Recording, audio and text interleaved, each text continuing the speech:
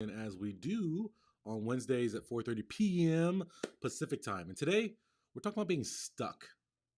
How many of you guys as pre-meds, as students, are stuck? I would argue that most of you are stuck and you don't even realize it. Sometimes in small ways, sometimes in big ways, but you are definitely stuck. And one of the key things, if you guys want to change your life and turn things around, as I did, is that you have to get unstuck. We have to let go of much of what we believe. And so I'm going to hit the intro and then we're going to get right into it, guys. Stop making excuses. Stop whining. Stop, right? Get at it. No excuses. Just dominate. All right, guys. Like I said, Dr. Pinesett here, Josh Sean. Hello. Okay. I've got to be quick and brief today because I have MCAT coaching with my MCAT students in 12 minutes. So we got less than 12 minutes to get to this. This is kind of an impromptu live today because, right, and there's learning everywhere in our lives. So we have to look for it. We have to learn from it. And so today I have kids. If you guys don't know, right, I'm old now. I'm an anesthesiologist. And I got a family. I've got young kids. And with young kids comes tantrums. And what's interesting is being a parent, I realize now that even though little kids throw tantrums, we as adults throw tantrums all the time. With ourselves mostly, right? We fight ourselves. We're angry with ourselves. We're angry with our situation. And sometimes we just get so frustrated, so overwhelmed, we just like, and we spaz out. And that's what a tantrum really is, right?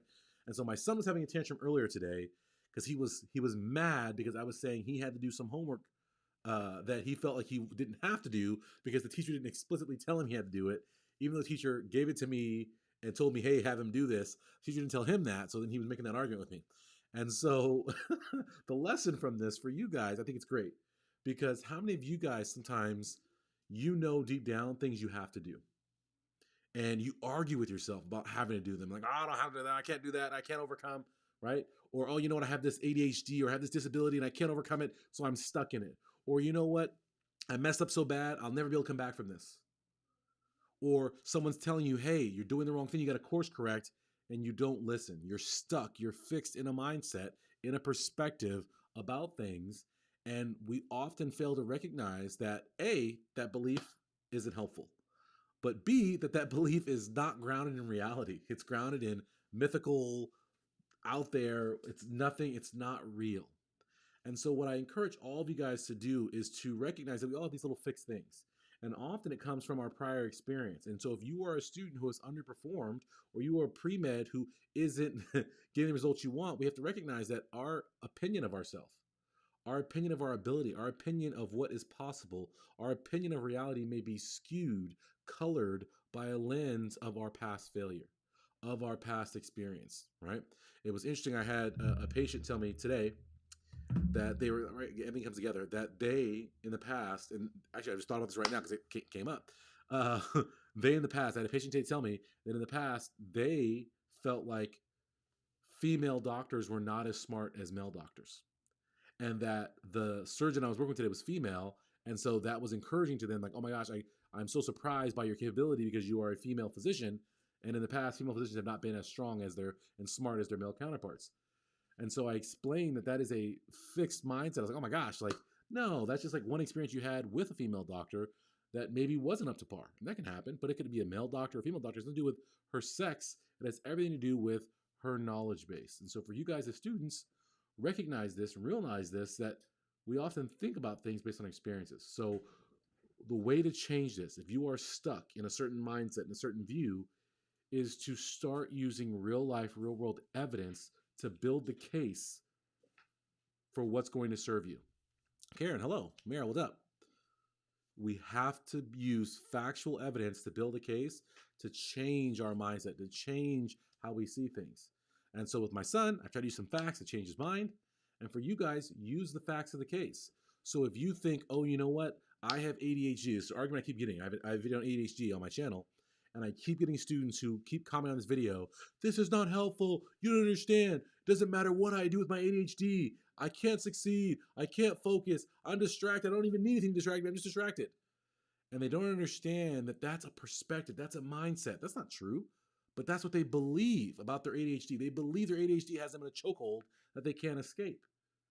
And I would tell you guys that every chokehold, I have so many students, and it was funny, I was telling my students I had pre-med coaching last night, and I was telling my students on pre-med coaching last night about this happening on this ADHD video, and they were cracking up because they were like, "Hey, Spencer is the example that is not true, and that you can overcome ADHD because he has overcome ADHD with your strategies." And it's a perfect example because now Spencer is not only overcome his ADHD, done well on the MCAT, done well in his undergrad. He's now gotten into medical school just this past couple weeks, and now he's getting full ride offers from some of his medical schools acceptances. And so here you have a student who has ADHD who listened to me, followed the steps, followed the process laid out in my 5 pillars of studying less to better grades course, and has been able to get the grades, get the MCAT, get to medical school, and even get a full ride. And so, but what it took was, right, and it was one of the early discussions we would have on study coaching, is that he had this belief that, oh, I can't do this. Oh, I can't really focus. Oh, I can't improve my score. And so I had to really work with him a lot and yell at him a lot to say, Spencer, focus. You're better than that. I believe in you. You got this. And through my encouragement and through the strategies, he's been able to succeed. And for all of you guys, look at ways in your life that you have a fixed mindset. You have a belief pattern that isn't serving you and helping you get to medical school or helping you get the A, and attack it with the facts. And so with Spencer, I said, hey, you perform poorly, but you had these things going on. So I said, okay, let's look at the facts of your life. You said you're distracted. Well, what's going on? And we looked at all the things that were distractors. And then we looked at, okay, so when are you most distracted? When are you least focused? Blah, blah, blah. And we look at all of these facts, these factual things. And then we shifted and modified the schedule, the approach, all of these things based on those factors to create a factual, realistically based schedule and approach to studying that works.